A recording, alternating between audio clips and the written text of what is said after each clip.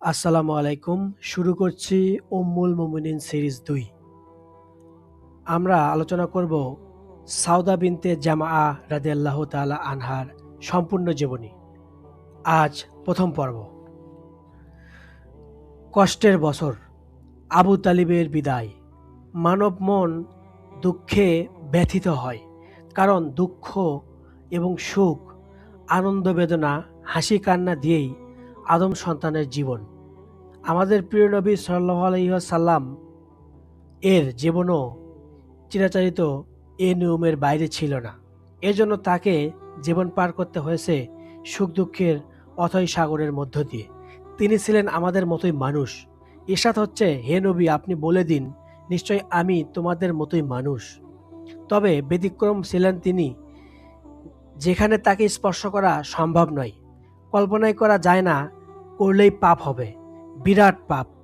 তার বিশাল ব্যতিক্রমের বিষয়ে ইরশাদ হচ্ছে, হে নবী, আপনি বলে দিন, আমার কাছে ওহী নাজিল হয় যে তোমাদের সবার মাবুদ হলেন এক। সুতরাং যে তার রবের সঙ্গে সাক্ষাতের আশা পোষণ করে সে যেন নেক আমল করে আর তার রবের ইবাদতকে কাউকে শরিক না করে। হ্যাঁ, এই ব্যতিক্রম সত্ত্বেও তিনি ছিলেন আমাদের মতোই রক্ত মাংসের সমন্বয়ে গড়া আদম সন্তান। আদম সন্তান খুশিতে হাসে, তিনিও হাসতেন। ব্যথায় কষ্ট পান, মন খারাপ হয়, তারও এমন হতো। তবে আমাদের মতো প্রতিক্রিয়া দেখাতেন না তিনি। সয়ে নিতেন সততা, অসমর্পিত হতেন মহান রবের সমীপে। প্রিয় নবী সাল্লাল্লাহু আলাইহি সাল্লামের জীবনের একটি বছরকে বলা হয় কষ্টের বছর, দুঃখের বছর। সেটি হলো নবুয়তের ১০ম বছর। নবীজির বয়স তখন ৫০ বছর। এর আগে তিনি এর আগে ৩টি বছর কেটে গেছে শিয়াবে আবু তালিবে আটক অবস্থায়। অনেক কষ্টের পর আল্লাহ তাআলা মুক্তি দিয়েছেন। কষ্টের পরে যখনই সুখের নাগাল পাওয়া সময় হলো, তখনই নেমে এলো কষ্টের নিকষ কালো আধার। কাফিরদের শত নির্যাতন নিপীড়নের পরও প্রিয় নবী সাল্লাল্লাহু আলাইহি ওয়াসাল্লামের ছিল দুটি পরম আশ্রয়স্থল। এক, চাচা আবু তালিবের স্নেহ ছায়া। দুই, প্রিয়তমা সহধর্মিণী খাদিজা রাদিয়াল্লাহু তাআলা আনহার প্রেমের পরশ। নবুয়াতের ১০ম বর্ষের রজব মাস, শিয়াবে আবু তালিব বা আবু তালিবের ঘাঁটিতে ৩ বছরের অবরুদ্ধ জীবন থেকে মুক্ত হয়েছেন প্রিয় নবী সাল্লাল্লাহু আলাইহি ওয়াসাল্লাম। এর ৬ মাস পর প্রথম আশ্রয়স্থল হারালেন তিনি, কারণ স্নেহশীল চাচা আবু তালিব ইন্তিকাল করেন এ সময়। চাচার মৃত্যুতে নবীজি যতটুকু কষ্ট পেয়েছিলেন, এর চেয়ে বেশি কষ্ট ছিল তার চাচার মৃত্যুকালীন অবস্থা নিয়ে। আবু তালেবের ইন্তিকালের সময় ঘনিয়ে এলে প্রিয় নবী সাল্লাল্লাহু আলাইহি ওয়াসাল্লাম চলে গেলেন তার কাছে। সেখানে আবু জাহেল ও আব্দুল্লাহ ইবনু আবি উমাইর উপস্থিত ছিল। নবীজি মায়া ভরা কণ্ঠে বললেন, চাচা যান, আপনি শুধু লা ইলাহা ইল্লাল্লাহ বলুন।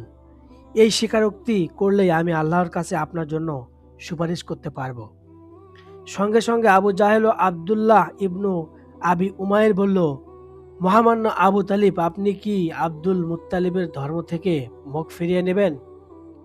প্রিয় নবী সাল্লাল্লাহু আলাইহি সাল্লাম বারবার পিড়াপিড়ি করছিলেন কালিমা পড়ার জন্য। অপরদিকে দুই খবিজ বলে যাচ্ছিল আব্দুল মুত্তালিবের ধর্মের কথা। এভাবে খবিজ দুটো কথা বলে যেতে থাকে আবু তালিবের সঙ্গে। এটাই কাল হলো আবু তালিবের জন্য। হায়াত শেষ, কথা আর চলে না। মায়াবী দৃষ্টিতে তাকিয়ে আছেন প্রিয় নবী সাল্লাল্লাহু আলাইহি ওয়াসাল্লাম, আর হায়নার মতো হিংস্র দৃষ্টিতে চেয়ে আছেন দুই পাষাণ্ড আবু জাহিল ও আব্দুল্লাহ ইবনু আবি উমাইর। সবাই অপেক্ষা করছে শেষ কথা কি বলেন মহামান্য আবু তালিব। আসলে হিদায়েত আল্লাহ তাআলার হাতে। যাকে ইচ্ছা তিনি ইসলামের আলোয় আলোকিত করেন, যাকে ইচ্ছা তিনি কুফরির ঘোর অন্ধকারে রেখে দেন। কথাটা পরিষ্কার ভাষায় জানিয়ে দিয়েছেন পবিত্র কোরআন মাজিদে। ইরশাদ হচ্ছে, যাকে ইচ্ছা আল্লাহ তাআলা সহজ সরল পথের হিদায়াত দান করেন। এ বিষয়ে আল্লাহ তাআলা প্রিয় নবী সাল্লাল্লাহু আলাইহি সাল্লামকে সান্ত্বনা দিয়ে এ আয়াত নাজিল করেন, আপনি যাকে ভালোবাসেন ইচ্ছা করলেই তাকে সৎপথে আনতে পারবেন না, তবে আল্লাহ যাকে ইচ্ছা সৎপথে আনেন এবং সৎপথ অনুসারীদের সম্পর্কে তিনিই ভালো জানেন। আবু তালিবের কপালে হিদায়াতও ছিল না। তাই তিনি প্রিয় ভাতিজাকে ডেকে বললেন, ভাতিজা, আমি কালিমা তাইয়্যিবা পাঠ করতাম, কিন্তু এমন করলে আমার মৃত্যুর পর কুরাইশরা বলবে যে আবু তালিব মৃত্যুর ভয়ে কালিমা পাঠ করেছিল। এটা আমার জন্য অপমানের বিষয়। প্রিয় নবী সাল্লাল্লাহু আলাইহি সাল্লাম ছিলেন রহমাতুল লিল আলামিন, তাই চাচাকে তিনি ভুলে যেতে পারলেন না। বললেন, আমাকে নিষেধ না করা পর্যন্ত আমি আপনার জন্য মাগফিরাতের দোয়া করতে থাকব। কিন্তু আত্মীয় স্বজন হলেও ঈমান ছাড়া আল্লাহর কাছ থেকে কোনো কিছুর দাম নেই। এজন্য মহান আল্লাহ নাজিল করলেন এই আয়াত। আত্মীয় স্বজন হলেন মুশরিকদের জন্য ক্ষমা প্রার্থনা করা নবী ও মুমিনদের জন্য সঙ্গত নয়। যখন এটা সুস্পষ্ট হয়ে গেছে যে ওরা জাহান্নামী। আবু তালিবের আসল নাম ছিল ইমরান, ছেলের নাম তালিব হিসেবে তাকে ডাকা হতো আবু তালিব। বৃদ্ধের বয়স তখন 85 বছর। শেষবারের মতো তিনি এই কথা বলে বিদায় গ্রহণ করলেন আব্দুল মুত্তালিবের ধর্মের ওপর। শেষ, এতটুকুই। ইতিহাস থেকে জানা যায়, আবু তালিবের মৃত্যুর পর প্রিয় নবী সাল্লাল্লাহু আলাইহি সাল্লাম তার লাশ কবর দেননি, বরং সন্তানদের বললেন যে লাশ কোথাও ফেলে দিয়ে এসো। আবু তালিবের মৃত্যু মুশরিক অবস্থায় হয়েছিল, এজন্য তিনি জাহান্নামী। প্রিয় নবী সাল্লাল্লাহু আলাইহি সাল্লামের কারণে জাহান্নামীদের মধ্যে তার শাস্তি হবে সর্বাপেক্ষা সহজতর। হযরত আব্দুল্লাহ ইবনু আব্বাস রাদিয়াল্লাহু তাআলা আনহু থেকে বর্ণিত যে তিনি একদিন নবীজিকে বললেন, ইয়া রাসূলুল্লাহ, আপনি কি আবু তালিবের কোনো উপকার করতে পেরেছেন?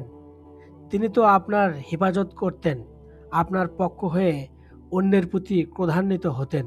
উত্তরে প্রিয় নবী সাল্লাল্লাহু আলাইহি সাল্লাম বললেন, হ্যাঁ, তিনি কেবল পাথেয় পায়ের গ্রন্থি পর্যন্ত জাহান্নামের আগুনে আছেন।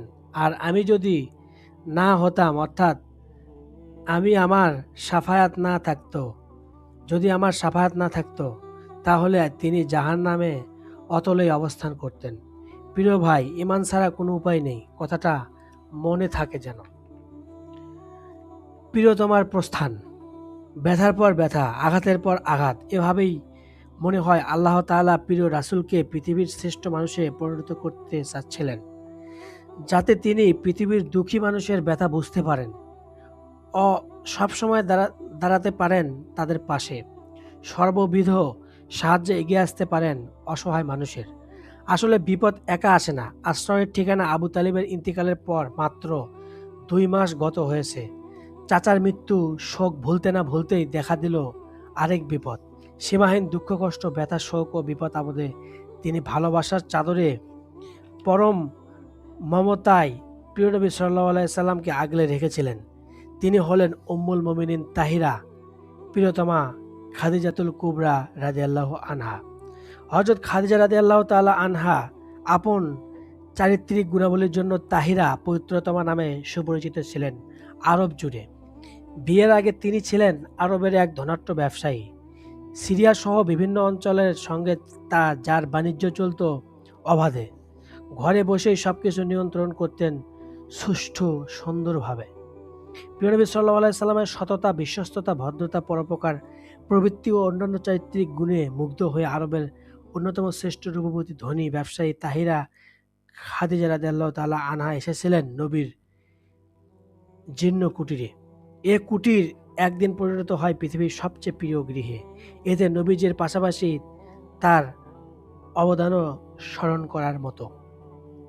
সর্বপ্রথম ইসলাম গ্রহণ করার সৌভাগ্য অর্জনকারিণী, প্রিয় নবী সাল্লাল্লাহু আলাইহি সাল্লামের সংগ্রাম মুখর জীবনের সাথী, দুঃখের সঙ্গী, ইসলামী আন্দোলনের উত্তাল সময়ের সব অন্তর্ভেদী নির্যাতনের অকুতভয় অকুণ্ঠিত সংগ্রামী, শিহাবে আবু তালিবে সহ দুঃখ দুঃসহ বন্দি জীবনের সাথী ও সহকারী বন্দিনী, আরবের অন্যতম ধনী হয়েও অক্লিষ্ট চিত্রে অনাহারে অর্ধাহারে নবীজির সঙ্গে জেল জীবনে বরণ করেছিলেন। হযরত খাদিজা রাদিয়াল্লাহু আনহা ছিলেন সেই রমণী যিনি নবীজির কাছে হযরত জিবরাইলের আগমন সংবাদ শুনে কোনো দ্বিধা না করেই তাতে বিশ্বাস স্থাপন করেন। এর আগে নবীজি প্রায় হীরা গুহায় ধ্যানমগ্ন থাকতেন। এ সময় তাকে দিনের পর দিন খাবার পানীয় সরবরাহ করতেন খাদিজা। কখনো সংসার ত্যাগ করে রাত দিন ধ্যানমগ্ন থাকতে বাধা দেননি তাকে। খাদিজা রাদিয়াল্লাহু তাআলা আনহা সবসময় প্রিয় নবী সাল্লাল্লাহু আলাইহি সাল্লামকে ভরসা দিতেন। প্রথম ওহী নাজিল হওয়ার দিন অবশিষ্ট অবস্থায় তিনি কাঁপতে কাঁপতে হাজির হন প্রিয়তমা খাদিজার কাছে। এই পরিস্থিতিতেও তিনি তাকে আশ্বস্ত করেন। প্রিয়তমার কাছে পুরো ঘটনা শুনিয়ে তিনি বলেন, খাদিজা, আমার কি হলো? আমার জীবনের ভয় হচ্ছে। হযরত খাদিজা রাদিয়াল্লাহু আনহা তখন বললেন, মোটেই না, বরং খুশি হন। আল্লাহর কসম, আল্লাহ কখনো আপনাকে অপমানিত করবেন না। আপনি আত্মীয়ের সঙ্গে ভালো ব্যবহার করেন, আপনি সত্য কথা বলেন, আপনি আমানত পরিশোধ করেন, অসহায় লোকদের বোঝা বহন করেন। দীর্ঘ ৩ বছরের বয়কটকালীন নিরাদন কষ্ট অবসানের মাত্র ৬ মাসের মাথায় চাচা হযরত স্ত্রী হযরত খাদিজা রাদিয়াল্লাহু আনহাকে হারান নবীজি। এ সময় শত্রু পরিবেষ্টিত ও আশ্রয়হারা নবীর অবস্থা কেমন হয়েছিল তা চিন্তাশীল ব্যক্তির কাছে বলার অপেক্ষা রাখে না। চাচা আবু তালিব ছিলেন সামাজিক জীবনে প্রিয় নবী সাল্লাল্লাহু আলাইহি সাল্লামের জন্য ঢাল স্বরূপ। অন্যদিকে পারিবারিক ও অর্থনৈতিক জীবনে প্রিয়তমা স্ত্রী খাদিজা ছিলেন তার বিশ্বস্ততম নির্ভর কেন্দ্র। দাম্পত্য জীবনের ২৫ বছর সেবা ও সহচর্য দিয়ে, বিপদে শক্তি ও সাহস জুগিয়ে, অভাবে অনটনে আর্থিক সহযোগিতা দিয়ে, হেরা গুহায় নিঃসঙ্গ ধ্যান ও সাধনাকালে অকুণ্ঠ সহমর্মিতা দিয়ে, নতুনের শিহরণে ভীতচকিত রাসূলকে অনন্য সাধারণ প্রেরণা, উৎসাহ ও পরামর্শ দিয়ে, অতুলনীয় প্রেম, ভালোবাসা ও সহানুভূতি দিয়ে নবী জীবনে তিনি ছিলেন আল্লাহর পক্ষ থেকে এক জীবন্ত নিয়ামত। ইসলামের প্রাথমিক দিনগুলোতে যখন মক্কার সম্মিলিত কুফরি শক্তি প্রিয় নবী সাল্লাল্লাহু আলাইহি সাল্লামের ওপর চড়াও হয়, তখন খাদিজা রাদিয়াল্লাহু আনহা কেবল তাকে অকুণ্ঠ সমর্থন ও সহযোগিতাই করেননি, বরং সব নির্যাতনের ছায়ার মতো তাকে সঙ্গ দিয়েছেন। তিনি কেবল নবীজির পারিবারিক জীবনের অর্থসঙ্গিনী নয়, বরং তিনি ছিলেন তার নবুয়তি জিন্দেগির সহকর্মী, উপদেষ্টা ও শ্রেষ্ঠ শুভাকাঙ্ক্ষী। ইসলামী আন্দোলনের সংগ্রামে তার অবদান অবিস্মরণীয়। এজন্য তো হযরত আলী ইবনে আবি তালিব রাদিয়াল্লাহু আনহু থেকে বর্ণিত হাদিসে প্রিয় নবী সাল্লাল্লাহু আলাইহি সাল্লাম বলেন, মারিয়াম আলাইহিস সালাম ছিলেন পূর্ব যুগের নারীদের মধ্যে শ্রেষ্ঠতমা নারী, আর খাদিজা রাদিয়াল্লাহু তাআলা আনহা এই উম্মতের নারীদের মধ্যে শ্রেষ্ঠতম নারী, সর্বশ্রেষ্ঠা। হযরত আয়েশা রাদিয়াল্লাহু তাআলা আনহা বলেন, আমি প্রিয় নবী সাল্লাল্লাহু আলাইহি সাল্লামের কোনো স্ত্রীর প্রতি এতটুকু ঈর্ষা করিনি যতটুকু খাদিজা রাদিয়াল্লাহু তাআলা আনহার প্রতি ঈর্ষা করেছি। কেননা আমি তাকে খাদিজার কথা বারবার আলোচনা করতে শুনেছি, অথচ আমাকে বিবাহ করার আগেই তিনি ইন্তেকাল করেছিলেন। আয়েশা বলেন, তাকে জান্নাতে মণিমুক্তা খচিত একটি প্রসাদের সুসংবাদ দেওয়ার জন্য আল্লাহ তাআলা প্রিয় নবী সাল্লাল্লাহু আলাইহি সাল্লামকে নির্দেশ দেন।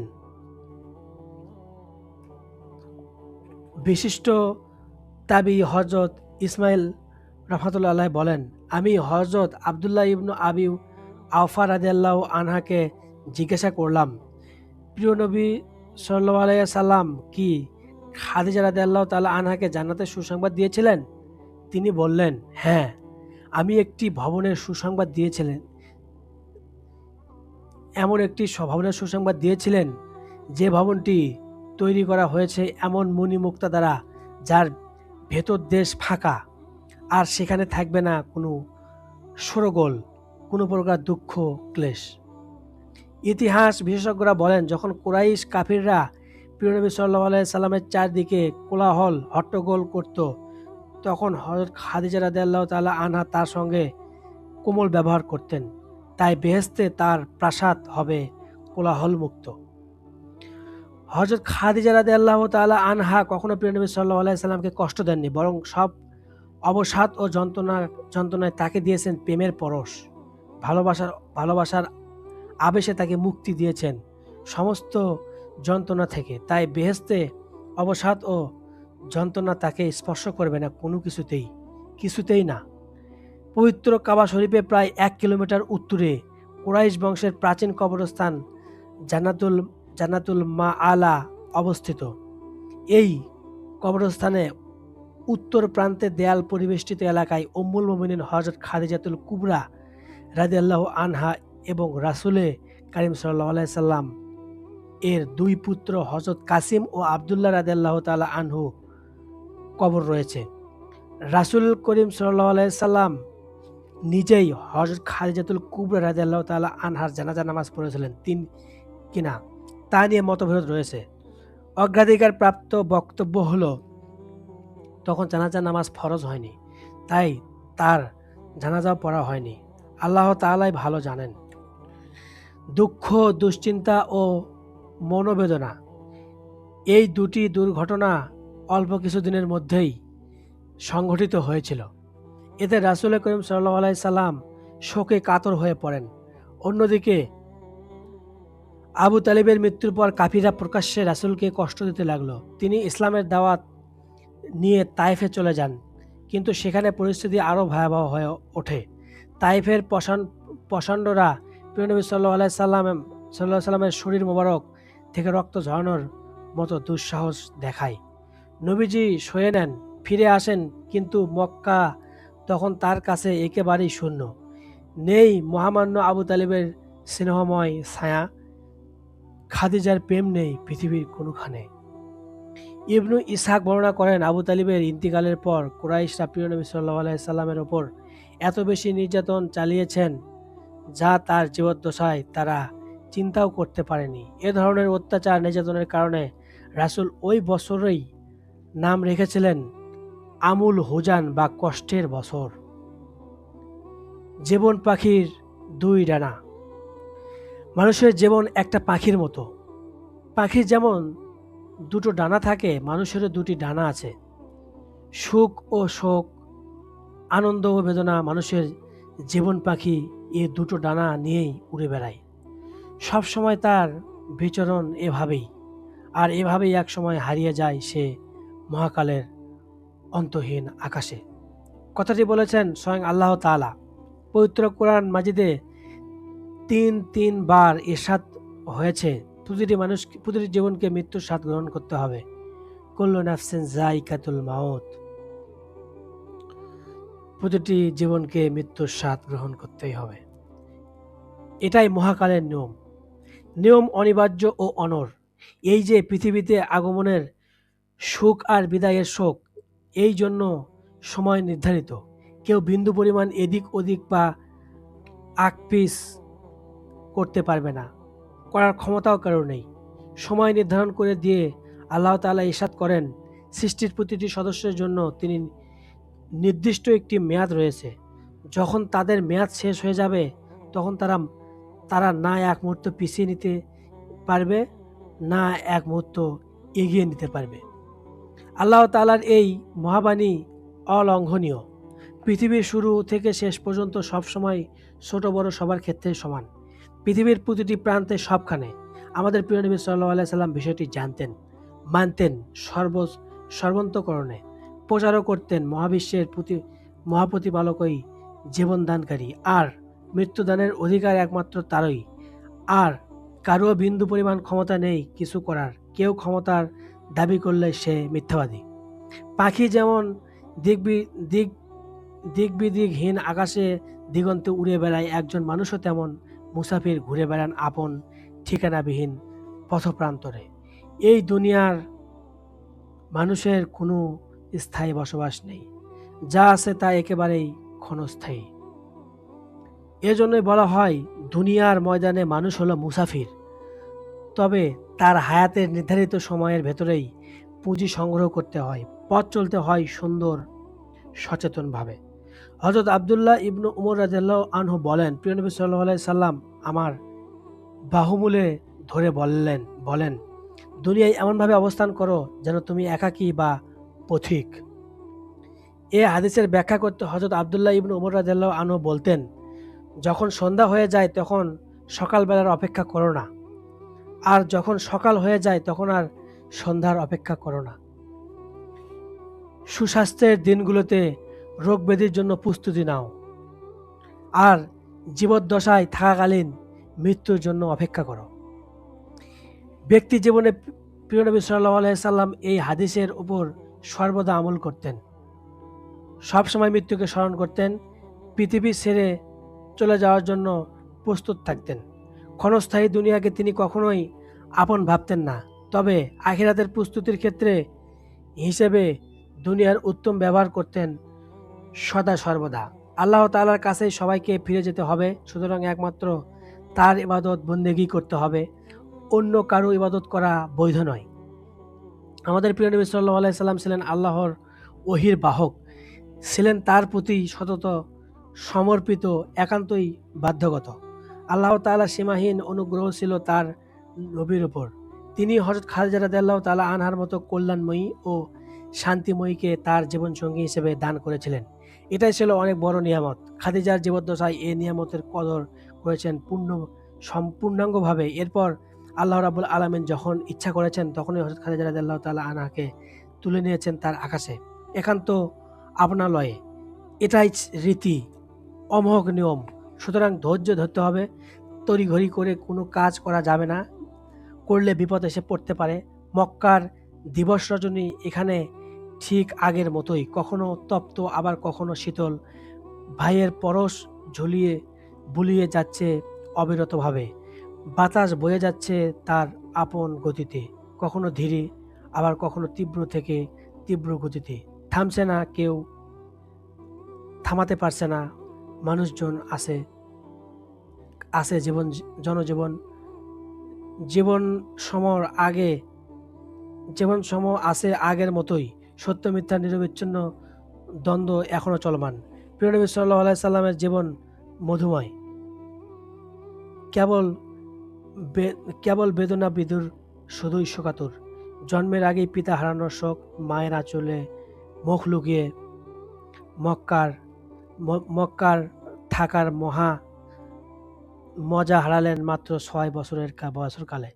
পিতামাতার অভাব পূরণ করতে দাদার স্নেহ তিনি হারিয়ে গেলেন 8 বছর বয়সে। এরপর চাচা আবু তালিব দাঁড়ালেন ছায়া হয়ে, সংসার পাতলেন